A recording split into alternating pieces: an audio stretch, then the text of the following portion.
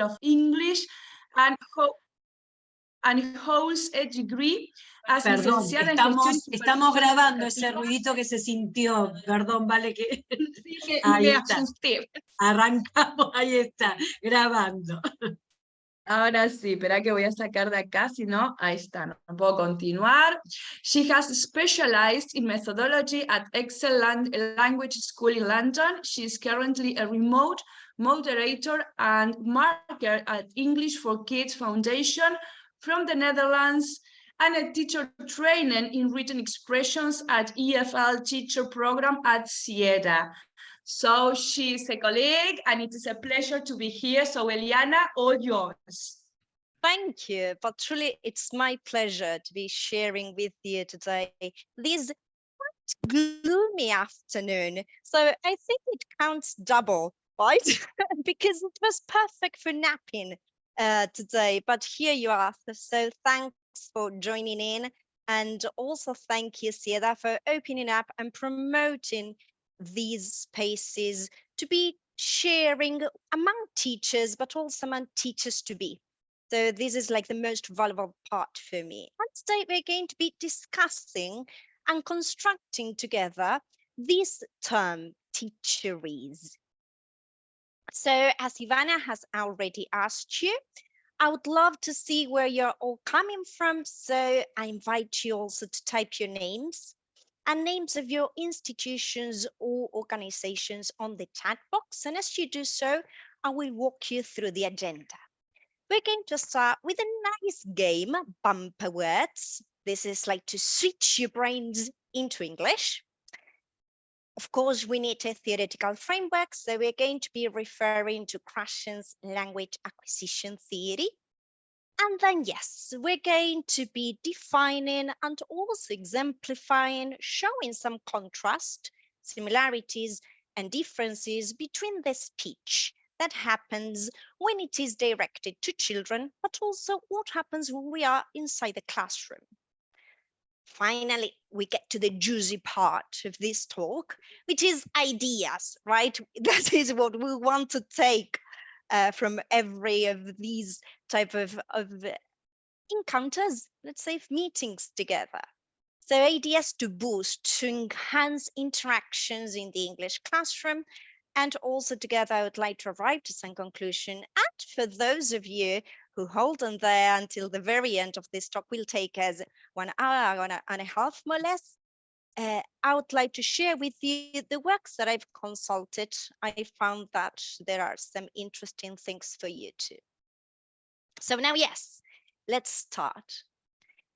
Bumper words. Let's find the odd one out. And now I will ask you, invite you actually to open up your mics if you want to, or you may very well type the odd word out in the chat box. So there is one word in each of these groups that actually does not belong. And is interesting because all of these words, or most of these words, are closely connected to what we are going to be discussing throughout. So the first group we have marking, evaluating, assessing, and awareness. Which one do you think does not belong? In a way, you will find that they are all connected. Maybe I'll ask Vale if you can also add there. I'm seeing now, thank you, Euge, that you're with your students, as you've told me, awareness, exactly. Is the odd one out? And now we have awareness, linguistics, understanding and comprehension. Which one do you think does not belong? Yes, Juanchi, I agree. It is linguistics, right? Because in a way, awareness, understanding, and comprehension can be used as synonyms, of course, depending on context. Then we have linguistics, lexical, dialect, and grammatical. And here, any ideas?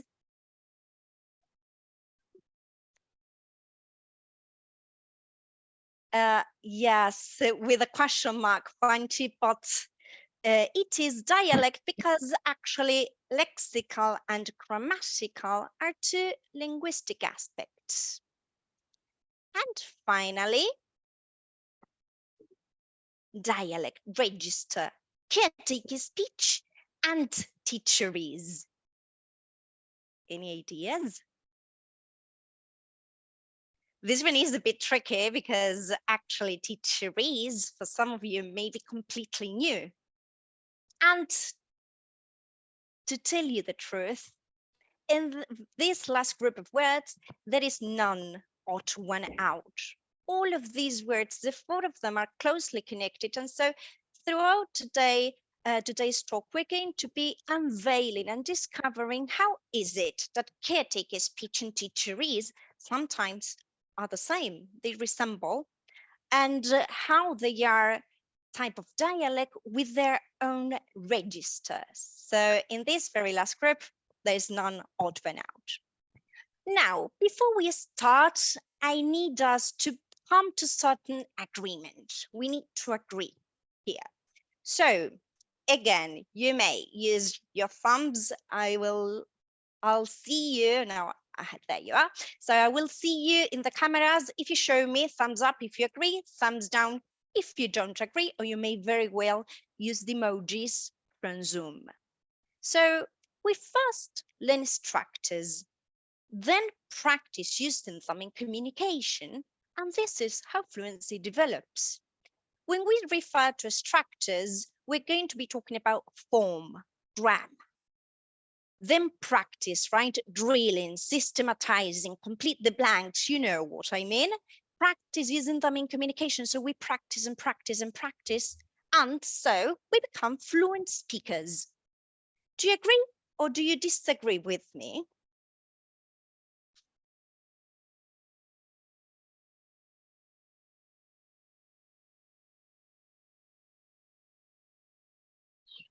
How is it? This is an assumption, right? It's something we may believe in or not. So you may agree or you may disagree with me. I will again ask help to Vali if you're seeing anyone that I'm missing. Most of them disagree with this in Okay. the chat. Yes, me too. But I strongly disagree with this. Actually, it's an old assumption. Because the truth is that we acquire by going for meaning first. And as a result, we acquire structure, not the other way around. So it's great that you disagree, but now we're going to see how and why first we understand meaning, and then we get to comprehend more about the structures. How is that possible? Well, by the early 80s, Stephen Krashen presented this very nice book, and I call it very nice because it's not that before him there hadn't been other linguists talking about language acquisition or language education. The thing is that he put it in such a friendly way that we can all understand it. Basically, what he expresses, what he explains are techniques, methods, strategies that are applied when acquiring a second language, or also when learning a second language. And we're going to see that that is the very first hypothesis, and we're going to be differentiating it together.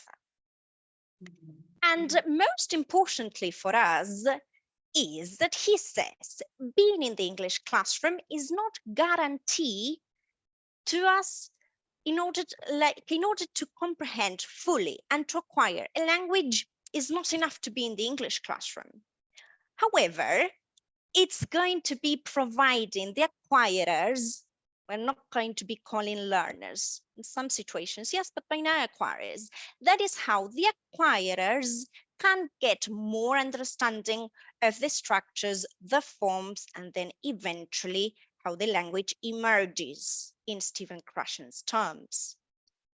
So he went through 5 different hypotheses: the acquisition versus learning, natural order, monitor, input, and affective filter.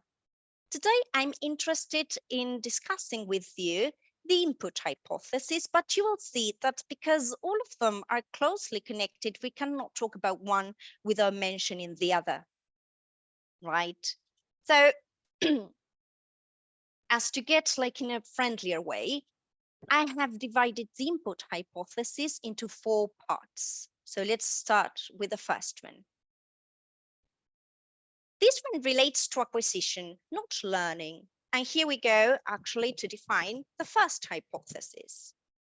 Acquisition, in non-technical terms, refers to the subconscious process of picking up a language. And to exemplify this, I'd like to talk a little bit about a personal experience that I've had. So last year, I traveled to Italy and lived there for some months. Of course, and I say of course because I'm a language teacher. So of course, before going there, I had studied Italian for some years. I started actually in the pandemic. And so I started with a regular course, you know, taking my classes with my reader. And little by little, I asked my Italian teacher to move more to communication, right? And to have conversation classes. I arrived to Italy and I couldn't speak a word. After being speaking with my Italian teacher for a year, I arrived there, couldn't speak a word, and I'm going to go back to this experience later on. The thing is that eventually I was being really fluent in the Italian language, not as I was with my teacher, much better. Actually, I picked up very local phrases. Of course, working with Italian people and being in contact with Italians helped me a lot to acquire the language. I was not focusing on the structures, on forms, but rather on communicating. The second part is that we acquire by understanding language that contains structures beyond our current level of competence. How is this possible? It almost sounds as a paradox. Well, this is a necessary condition. It's not a must, but for Krashen, it is necessary to be exposed to structures that are more difficult, we may say, that are even more difficult to the ones that we can actually handle. So he expresses this formula. You may have seen it before, whereas I refers to the stage at where you are. So your I may be elementary, maybe intermediate, upper intermediate, you may be an advanced learner or acquirer. This is the stage. +1 refers to those structures that go beyond that level, right? So how is this possible? Well, because we can trust the context and extra-linguistic information. By extra-linguistic information, I mean gestures, body language, and for us as teachers, even more importantly, the knowledge of the world, right? So context is key. And for this third and fourth part, I'm going to discuss these two as if they were one. So production ability can't be taught directly, Krashen says, and fluency can't be taught directly either. So how come that we eventually read, write, speak all very fluently? Eventually that happens. Well, it is because the more exposure we get to the language, and as the acquirer hears more and more input, then production ability starts to be polished, you see. But the thing is, and for us, again, it's very important to bear in mind, is that early speech will come inaccurate. We cannot expect accuracy at early stages of speech. And also the state of readiness, of being ready to speak, to write in the foreign language is not the same for everybody. It will be different according to other factors. All right, and again, talking about the prior knowledge of the world. So then, it is the most important factor in the amount of language acquired. Any ideas? What does it depend on? What do you think? Because we say, well, the state of readiness is not the same for us, for all of us. But eventually it happens. Well, it is the amount of comprehensible input that we are exposed to. So everything that we hear, everything that we see in the foreign language, it's connected to input. And that is how we're going to call it. And the more we comprehend, the more and more input will be acquired. So then, before we actually go to see what happens in the classroom, we need to analyze what happens when children acquire their mother tongue, because by now we know that studying the way children acquire their mother tongue sheds light on how we acquire a second language. And you nod, so you're following me. That's lovely. Let's take as an example this extract. And as you read it quickly, I'd like you to concentrate on these two questions. How many phrases does the mother, it could be a caretaker, it could be any adult taking care of the child, so mother between inverted commas, how many phrases does the mother actually say? And then how many words does the child say? So it goes. Now we are nearly dressed. Okay, now over your head, good boy, put in your other hand. Now shoes. What are your shoes? Sus. Yes, your shoes. Where are they? Both look around. Oh, there, look. Your shoes on the chair. Sus, sus. Yes, your shoes. Let's say 10 phrases-ish, more or less, that the mother says. But the child?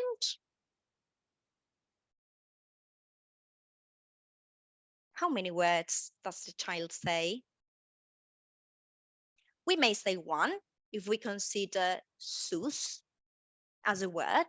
He's playing, right? Now we're going to see it. He's playing with sounds. So clearly the mother speaks a large amount, right, of phrases where the toddler up to 2 years old, right, babies and toddlers, is trying just to imitate her.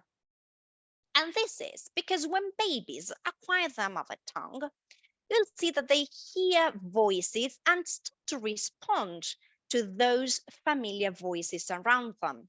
But they also will be listening attentively to the sounds that are around them and play and make sounds. They begin to make associations.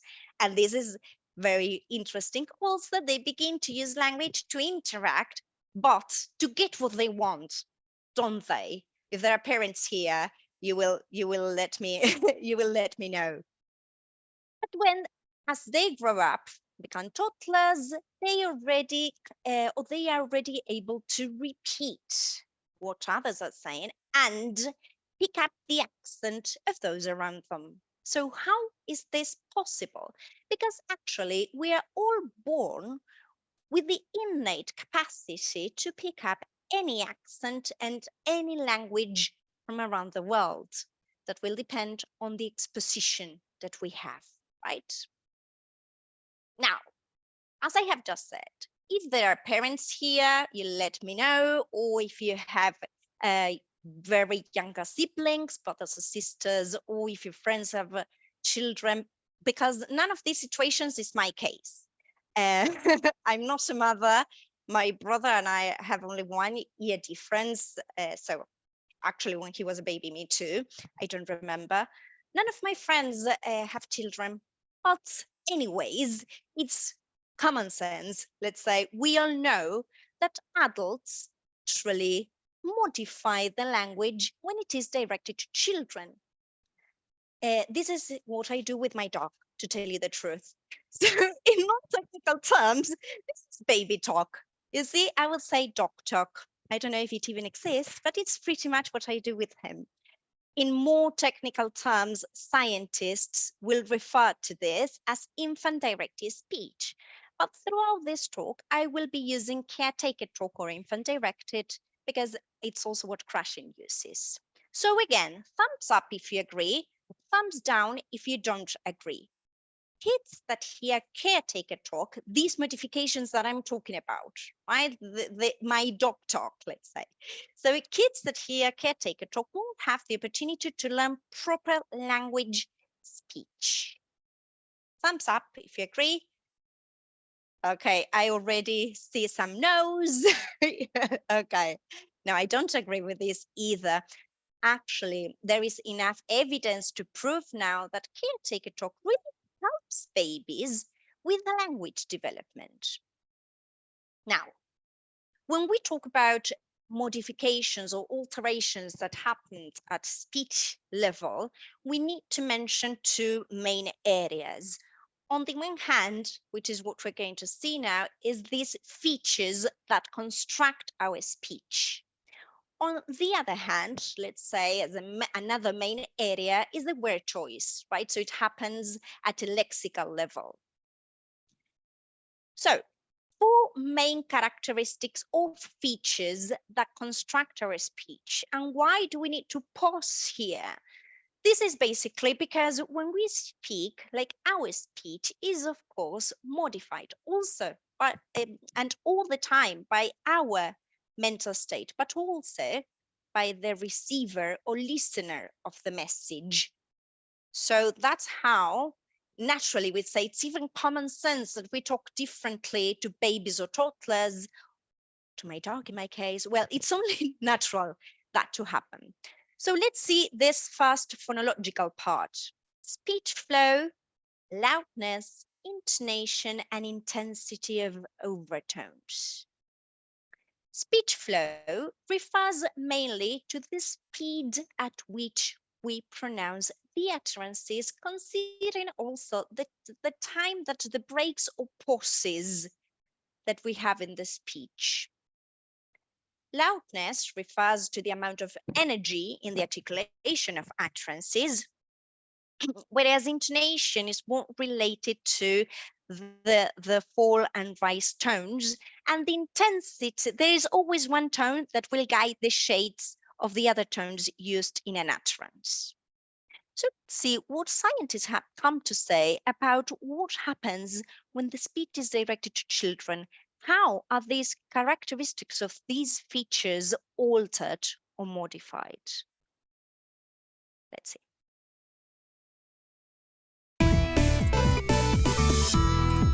When we hear people using baby talk, most of us feel like we're not hearing what you might call a deep conversation. It's all high-pitched, sing-songy sounds and peekaboo and where'd the ball go and is that a kitty cat? It doesn't exactly sound like a TED Talk. But even though it sounds kind of silly, there is a reason that it starts coming out of our mouths as soon as we see those adorable chubby cheeks. Ask the internet or a parent from an older generation, and you might be told that using baby talk with kids is bad for them. They claim kids who hear baby talk won't have the opportunity to learn proper adult speech. But research actually suggests the opposite is true. Baby talk, known to scientists as infant-directed speech, really does seem to help babies with their language development. Infant-directed speech is the unique way of talking that we use with babies. It has that really recognizable tone and rhythm. Our voices go up in pitch, we use a wider range of pitches to sing-song through phrases, and it has slower, more exaggerated vowel sounds. The general term for these tonal and rhythmic elements of speech is known as prosody, and research shows the prosody of infant-directed speech can help with a baby's attention and language learning. We've known for a long time that babies pay more attention to higher-pitched voices. And in a study published in 2018, scientists suggested that infant-directed speech could be more attention-grabbing because it's less predictable than the speech we use with adults. It's less predictable than adult speech. So actually, the input hypothesis is very consistent with this type of talk, with these modifications that we do. So firstly, it is syntactically simpler. Then, and this is also very interesting for us, it's roughly tuned, but not finely tuned. So what do we mean by this? Actually, when we speak, we are not focusing on grammar and form. So it's not that before you actually talk to your baby or toddler, you say, no, for sure they won't understand present continuous, a future perfect, or I'm not going to use a conditional sentence to refer to my toddler, to my baby, right? It does not happen naturally. So that is roughly tuned because what actually happens is that we tend to make it simpler. Also, we tend to use high pitches in tones as we have already seen, or we may lengthen the words. So that is roughly tuned.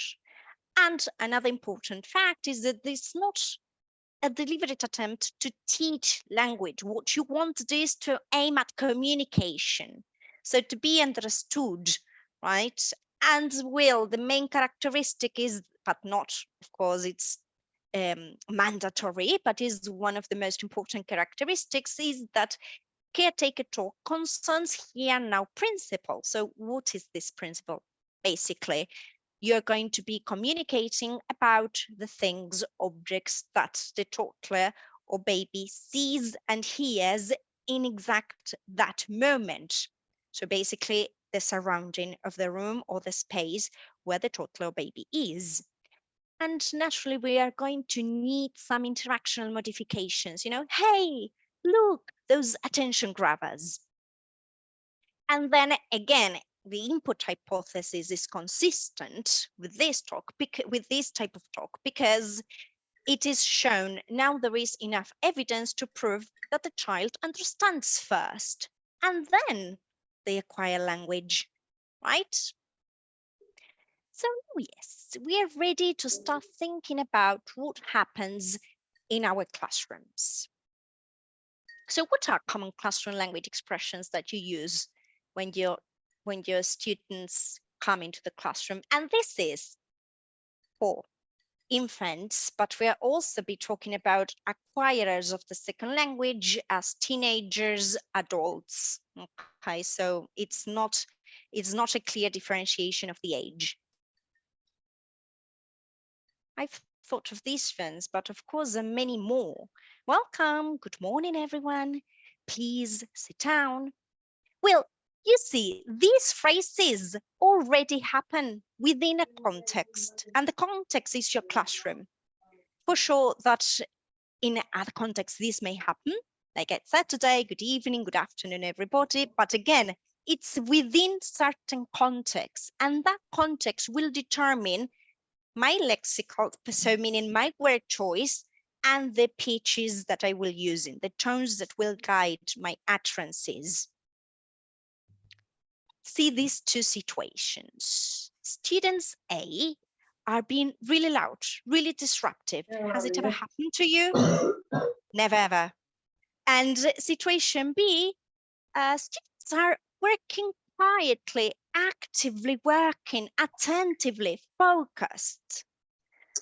It doesn't matter the reasons. It may be because in situation A, it may be because you asked them to be loud. Sometimes we need them to be moving around and be really loud, right, in the classroom, or they are coming back from the breaks, or they're coming back from physical education, whatever, right? And also in situation B, they may be working focused and really concentrated, but you need to provide further instructions.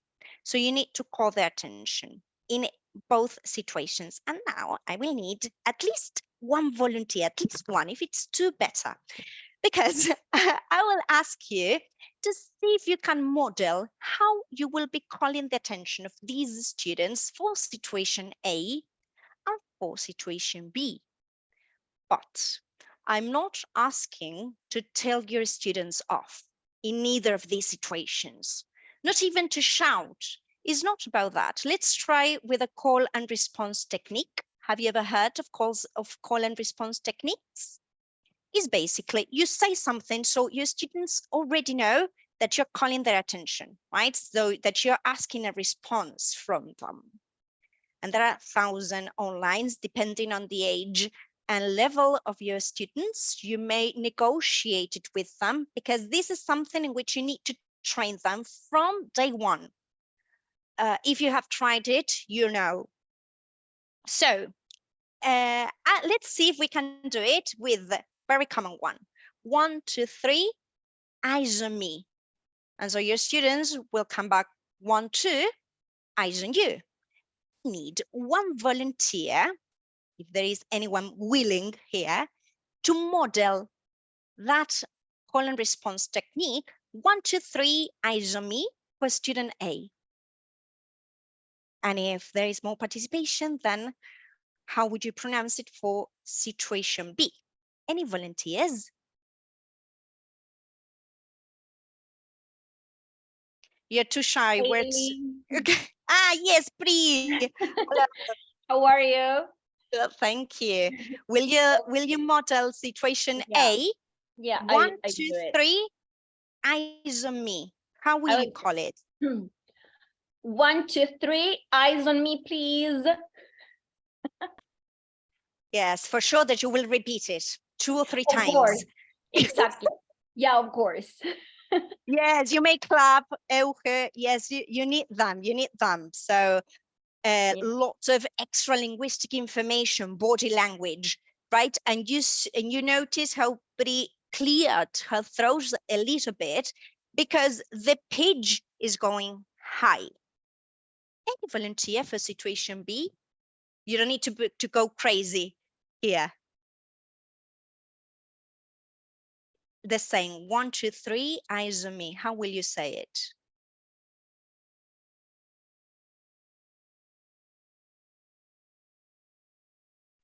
Okay, I'll do it. Lovely. Well, it goes like 1, 2, 3, eyes on me.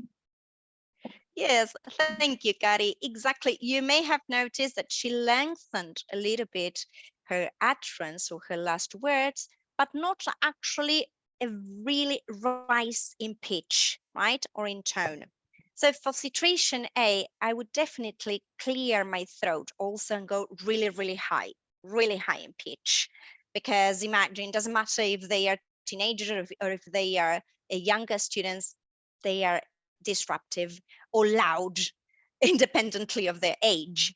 So some changes that we can notice are when students are being loud, the speed of your utterances will have a higher rhythm.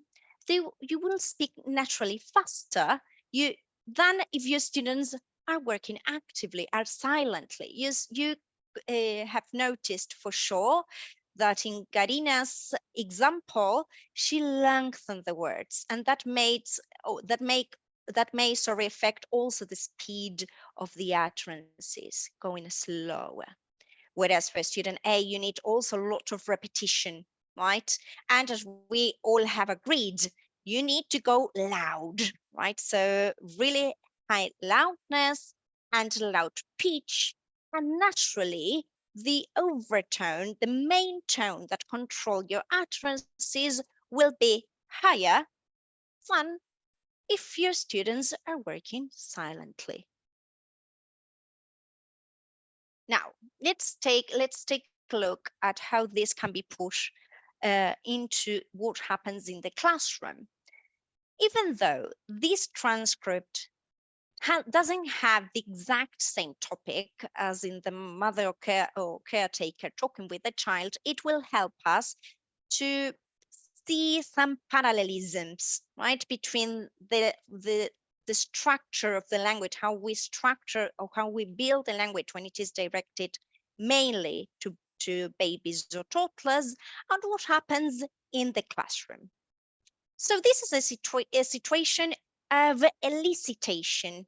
Well, chocolate eggs is what the teacher wants. So she goes, and it is a holiday, isn't it? Yeah.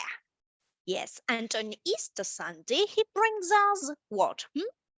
Chocolate. Chocolate. Chocolate.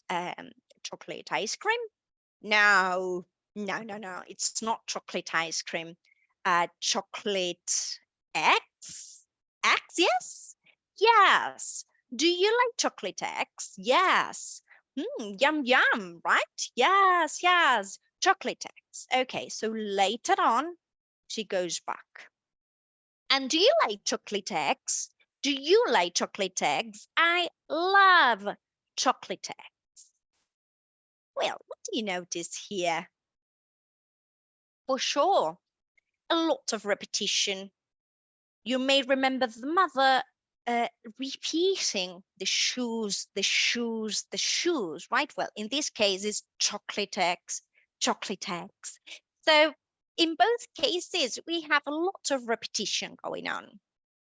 They keep children's attention by asking questions directly to them, by addressing questions to them, and reacting positively to what they say. It does not matter if they are not being accurate in the way of pronouncing it, or if it's not the correct word, the word that they were looking for. Any other similarity that you notice? Think about this, right? Is there any other similarity?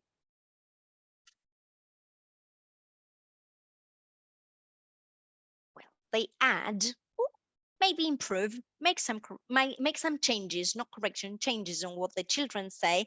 And for us as teachers, we cannot miss this one. They provide a supportive, secure environment, right? So Bud Hodge, he's a very famous linguist, by 1993 came up with this term. Finally, now yes, we're going to put it into words, to call the most important way in which we enact our teaching, our word. Well, he called it Teacherese. And as we have said with infant directed speech, that in non-technical terms is also referred to as baby talk or caretaker talk, Teacherese is commonly referred to, and as teacher trainers, you may use it also a lot, that is teacher talk, right? So it's this language that is closely connected to giving instructions or explanations to classroom management and basically what happens inside the classroom. And it refers to linguistic alterations or different types of modifications with the main purpose of communicating, right? Remember that we're always focusing on communication. And again, we as teachers are roughly tuning our speech to the level of the acquirer. Let's go back to the example of the teacher, right? It's not that she said directly chocolate eggs, she wants to elicit that. So when we speak, naturally, the same happens in the classroom as it happens when we direct our speech to little children. We are not being fully conscious of structures, of those tenses that we think they are not ready to be exposed to. When we speak, we use quite a range of structures and of vocabulary, always being aware of the audience. We have said it also, right? But more experienced teachers do not follow a grammar syllabus when talking in a class. So that is how there is not a perfect correlation between proficiency and input complexity. Is not that your students are being more and more accurate, so you can provide a higher level of input. They will only become more accurate and more fluent if you're providing them comprehensible input. And remember that by comprehensible input, Krashen says, we are always going one stage further. So going back to Krashen's formula, do you remember I+1? We're going to say I is the stage where you are, your students are. +1 is the input. So when we speak naturally in the classroom, we use +2, +3, +4, not necessarily following the same level that we assume the acquirers or learners have, right? The main difference then with infant directed speech is that we may not always follow the here and now principle. Think of what happens when you want to elicit or to teach some vocabulary structures about wildlife. So you may play some videos connected to wildlife. You may, I don't know, ask your students to go to a certain page where they can see the image of wild animals. And so you're working on that. Is this correct? Yes, of course, because we must take advantage of the students or acquirers background knowledge of the world. And this is what we call activating background knowledge to create meaning. right? Are you following? So that we may say, okay, Matti, I saw you. That we may say is the main advantage that we have, but also the main difference. Now, what comes by now very clear is that natural, communicative, roughly tuned, comprehensible input is much better than those drilling classroom exercises that aim to acquire certain structure of the day. So you end up learning that structure after practicing 1,000 times, but not really becoming fluent in use. Because first we need to comprehend. First, we need to be exposed to a large amount of input and be involved in communicative contexts. So more natural situations, right? That may happen, of course, inside the classroom. Then you offer your students a solid amount of comprehensible input. You bring all these marvelous, ideas to the class. Let's go back to wildlife. You have the video, you have the noises to raise curiosity. But then when it comes the moment to speak, you call someone's name and there is no response. You ask for group discussions and nothing happens. Pair work and they won't do it in English. So what is happening? And I'm going to go back to my personal experience. I've told you, after actually studying Italian for some time, say 3 years, I arrived and I couldn't speak a word. Again, being a language teacher helped me to be fully aware of the reason of what was happening. I didn't want to make mistakes. I wanted to speak an accurate Italian, and of course, I was not ready yet to speak accurately. So the fear of making mistakes is what prevented me from speaking up, which of course happened little by little. Because Krashen also says this emerges. It's not that you're going to be blocked forever, as long as the necessary conditions are given. So again, there are, as I said, the fear of making mistakes is an affective variable, but there are many affective variables that closely impact the process of second language acquisition, which that impact may be positive or strongly negative. If the acquirers or learners have a big fear of being embarrassed among their peers, this fear of exposition with their peers, which is more common at the adolescents or adult age than with the little ones, the lack of intrinsic motivation, they just don't want to be there, so they won't do it. Anxiety, because these affective variables happen both at a personal level and at the classroom level. So personal level means what happens inside of you, right? Some of us, myself, naturally, we are more nervous, anxious people. So maybe being in a situation in which we feel exposed, that anxiety, it's even worse. Of course, frustration and the lack of self-confidence, both classroom level or personal level.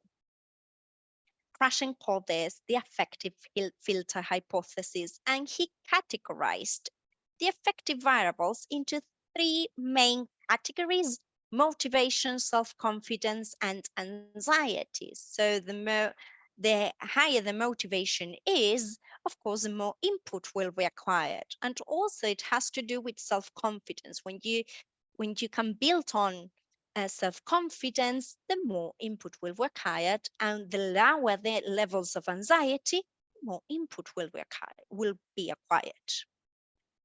So take a look at the picture that I've chosen for this, because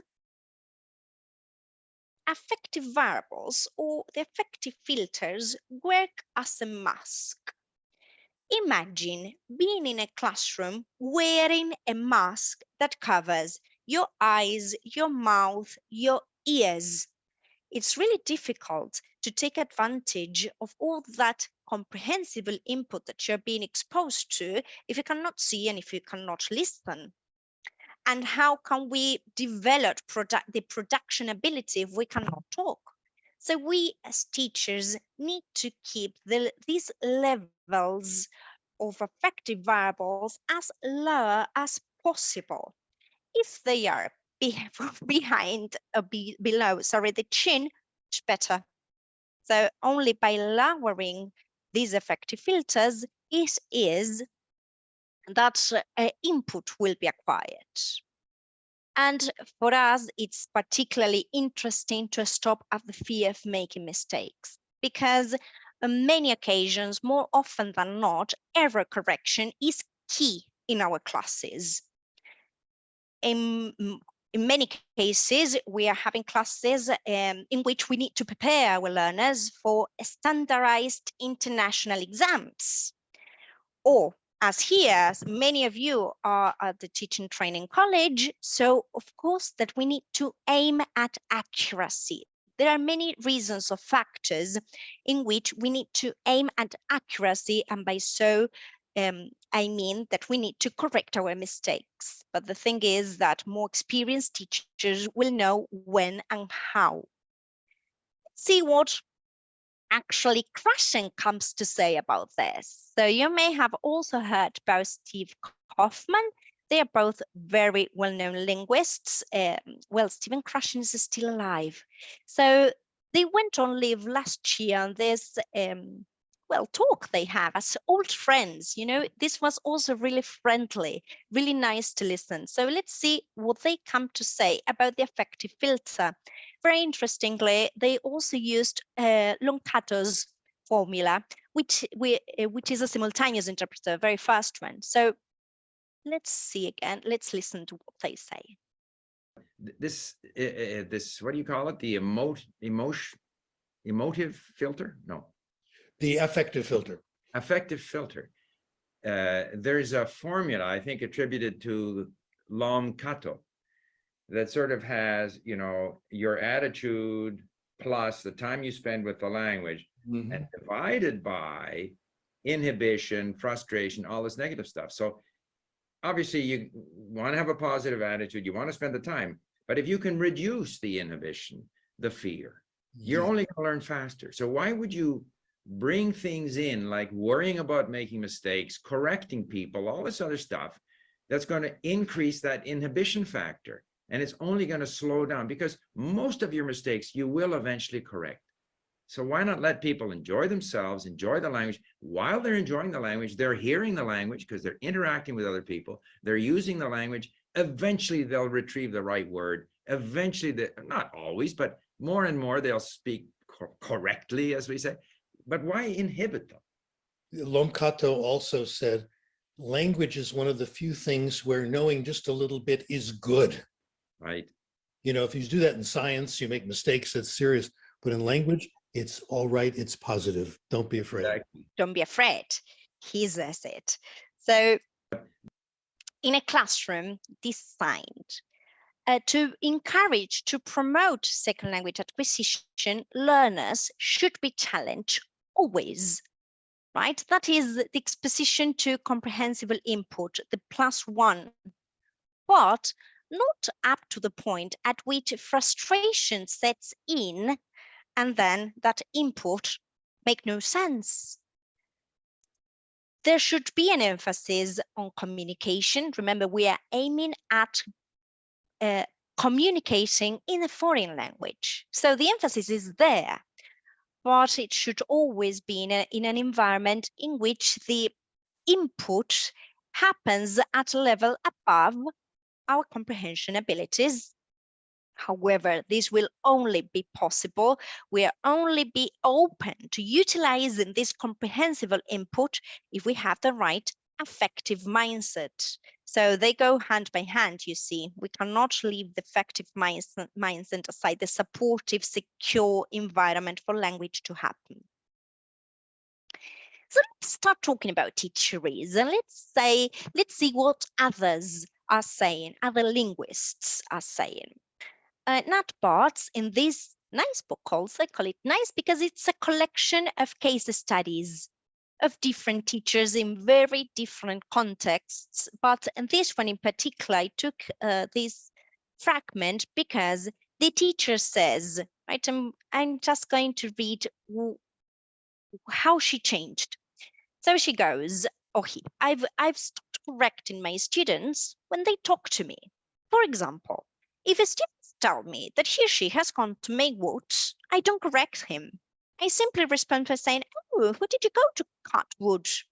So in that way, you validate the language of the other, but well, you're making yourself clear that there are other ways, as Kaufman said, more correct ways of speaking the language. But you see that the language we use in the classroom, this teacherese, is always very important, but we always need to be conscious about how we're using our most important skill, right? Communication.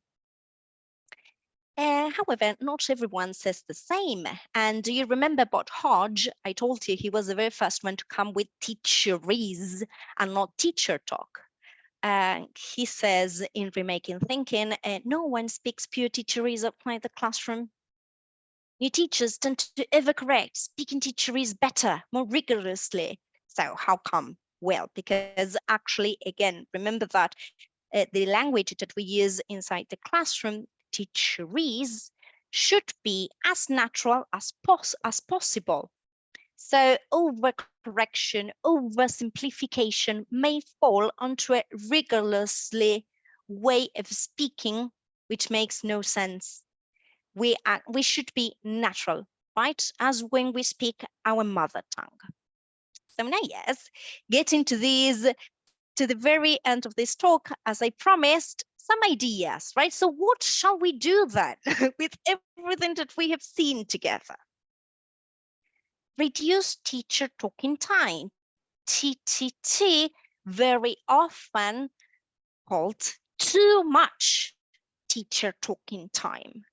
Imagine, let's say you have 60 minutes a week with your students, and let's say you have 15 students. If you talk during half an hour, right? 60 minutes, not saying literally you start and finish in an hour. Let's say you have 2 periods a week, but you have everyday interruptions, you have breaks, you have things that happen at school. So let's say 60 minutes. From those 60 minutes, you make half of the talking, 30 minutes. How much time is left for your 15 students? 2 minutes a week, the most. So how can we reduce teacher talking time? One strong suggestion is to tolerate silence. Sometimes we shoot questions to our students and we can't wait. So the experience tells us that we need to tolerate it. If you struggle with this, like me, because I'm a very talkative person, I always say it. So try the hush gesture. Right, so even more when we are starting to deliver classes, this is really helpful. So you shoot a question and you try to silence yourself.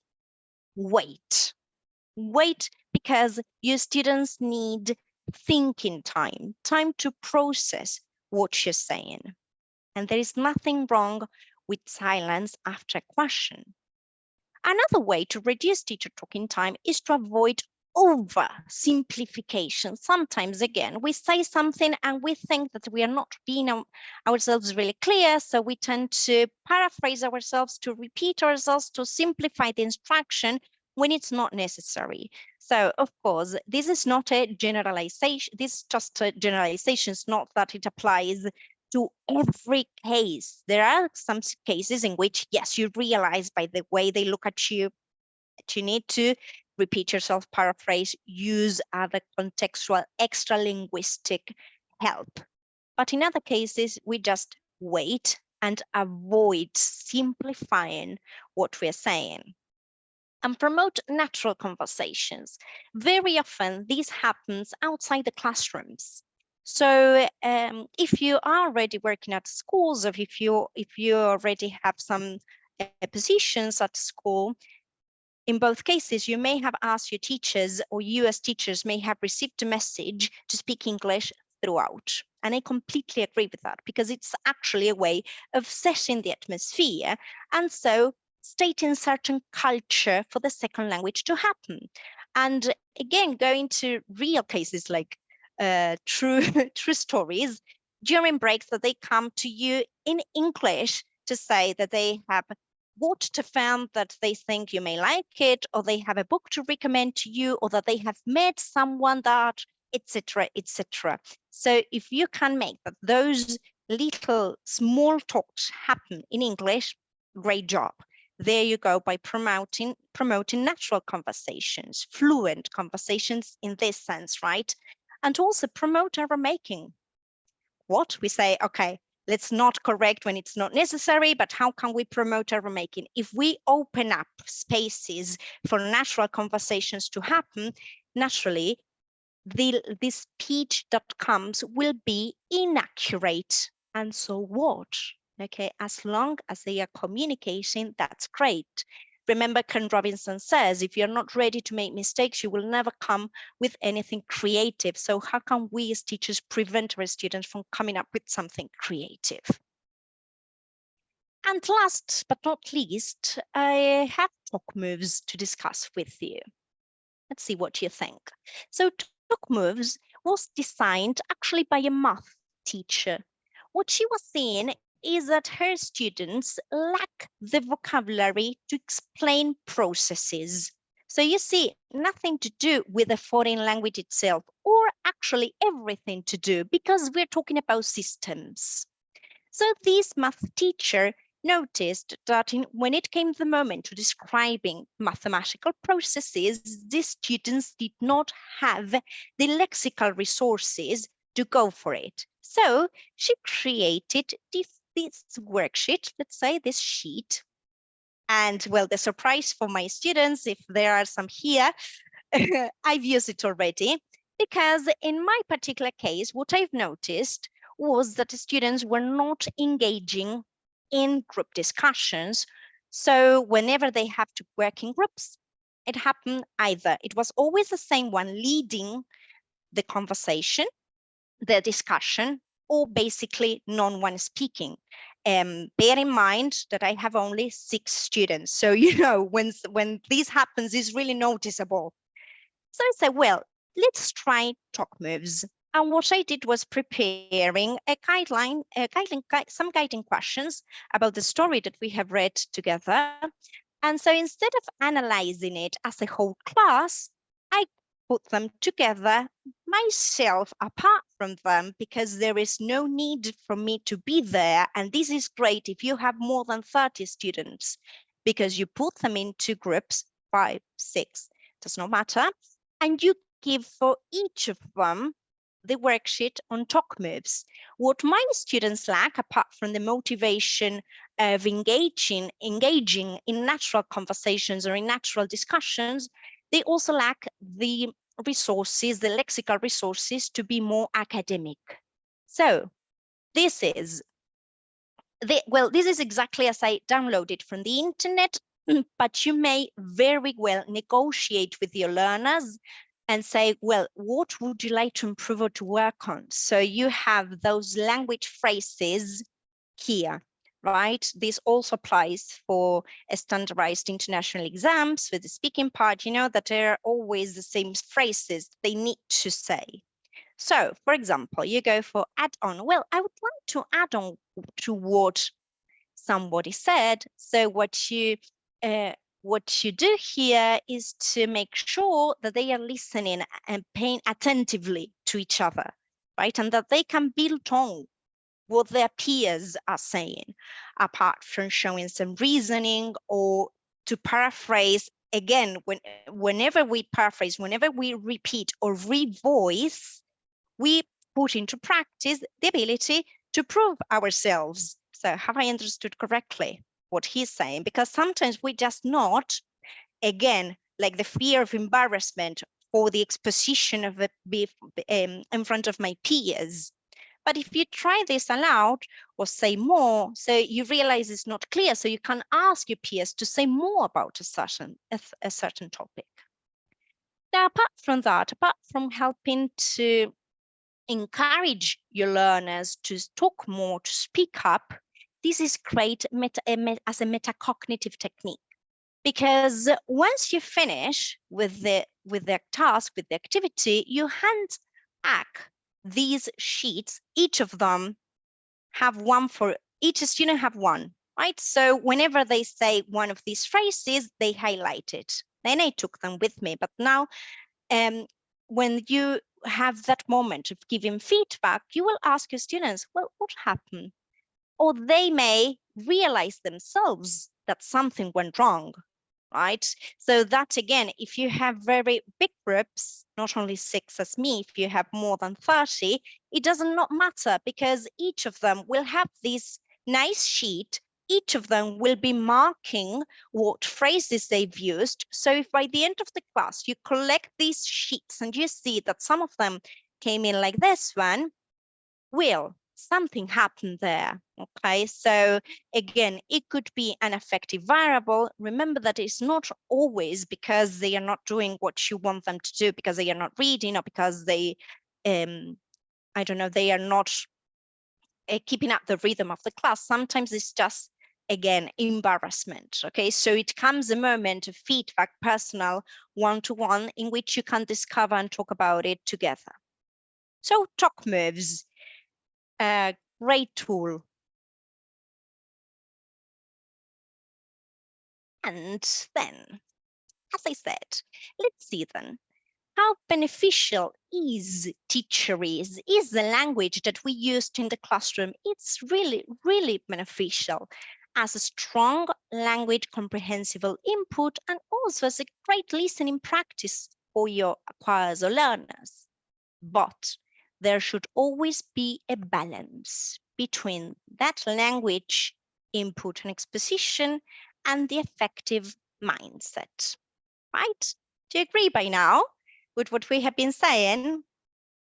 Lovely. So I see you nodding. Then for today, I have a bonus track. I've said, well, these are some of the papers and the videos that I've been reading, but my bonus track for today is for the ones that could wait until the very end of this talk is social media. I haven't got a Twitter account. I opened it up like last year because I know is also a nice resource. If you go to Stephen Krashen's profile on Twitter, you will find this at this link with the attachment side. And if you click on there, it opens up, it directs you to these very nice website in which you can pretty much download everything for free. His books, his articles. So, you know, this is already great. Then before we leave, before we finish, I invite you to type in the chat box, or if you dare, if you can open up your mics and just tell me some keywords that you could pick up from today's talk, questions that you have, or a piece of opinion, as to give me some feedback. But this is, so congrats, because you arrived to the very end, you survived this. Well, now, yes, I invite you to open up your mics, or I will just be checking the chat. Let's see. Well, first of all, I want to thank you very much. It was amazing to listen to you. Oh, thank you. Thanks for being here. Thank you, please. Well, if I have to think of 3 words that, well, there are only 2 that come to my mind right now. Well, the talk moves and the teacherese, okay, are the ones that are ringing there, okay. Lovely. So I'm going to start working with the talk moves because I really liked it. So yeah, I'm going to put it into practice. But well, just to, not an opinion, but a phrase regarding error correction and making mistakes, and like encouraging our students to make mistakes. There's a phrase that I really love and I always use with my younger students, which is mistakes are proof that we are growing. So I'm just going to share it with all of you. Just maybe you can use it. Thank you. Yes, in the classroom. lovely. But well, Thank you, Ellie. No questions. Thank you for the so feedback. far. Lovely. Thank you.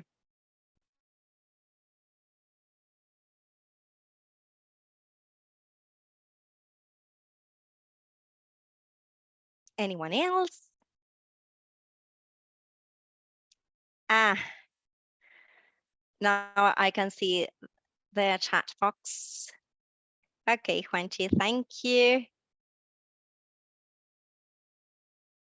And thank you, Euge. Well then, if there are no further comments or questions, we can call it a day.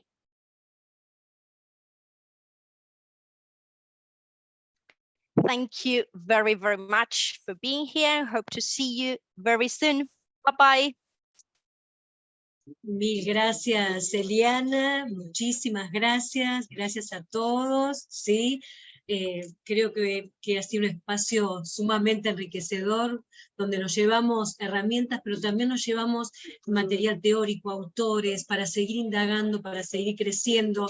Estos espacios tienen como meta seguir abriendo posibilidad de buscar también y crecer nosotros por nuestra cuenta. Abrimos, indagamos, así que gracias Eliana por esta hermosa charla. No sé si alguien más quiere hacer alguna pregunta, si no nos despedimos hasta el próximo encuentro. ¿Alguien? ¿Alguna pregunta más? ¿No? Muy bien, ahí estamos muy bien, gracias Euge, con los estudiantes también, gracias por sumarse también a los estudiantes de Escobar, un placer para nosotros. Gracias Euge y a todos los estudiantes que están ahí escuchando. Muchísimas gracias, nos encontramos si Dios quiere en el próximo encuentro, ¿sí? Nos vemos. Thank you, Eva. Bye-bye. Bye bye. Bye, Euge.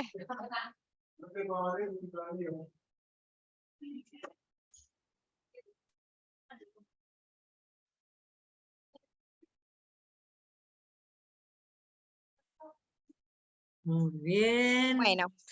Bueno, Eli, ahí está. buenísimo. Dejo de grabar. Esperen que siempre me pasa lo mismo.